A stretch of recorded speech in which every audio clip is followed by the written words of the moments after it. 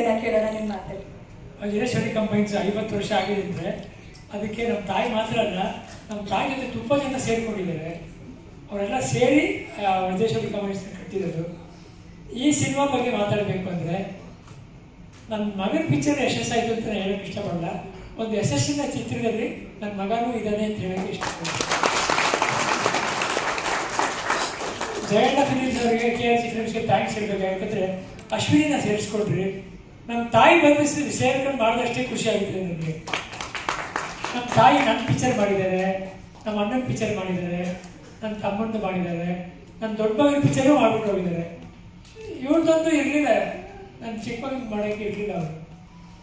ಅದೊಂದು ಕೊರಗಿತ್ತು ನನಗೆ. ಅಶ್ವಿನಿ ಅವ್ರು ಬಂದು ಅದನ್ನು ತಿಳಿಸ್ಬಿಟ್ರು ನನಗೆ.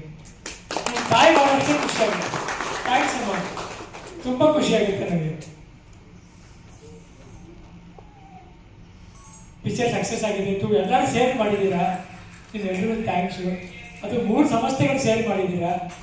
ಇದರಲ್ಲಿ 100 ಸಿನಿಮಾ ನಿಮ್ಮಿಂದ ಬರಲಿ, ನಾವೆಲ್ಲ ಅದನ್ನು ನೋಡ್ಕೊಂಡು ಎಂಜಾಯ್ ಮಾಡಬೇಕು. ಚಿತ್ರಮಂದಿರಗಳೆಲ್ಲ ನಿಮ್ಮಿಂದ ಓಪನ್ ಆಗಲಿ, ಎಲ್ರಿಗೂ ಒಳ್ಳೇದಾಗಲಿ. Thanks. Thank you Ragini. Ashwini ma'am ನಿಜವಾಗ್ಲೂ ಅವ್ರ ಒಂಥರ ಅಶ್ವಿನಿ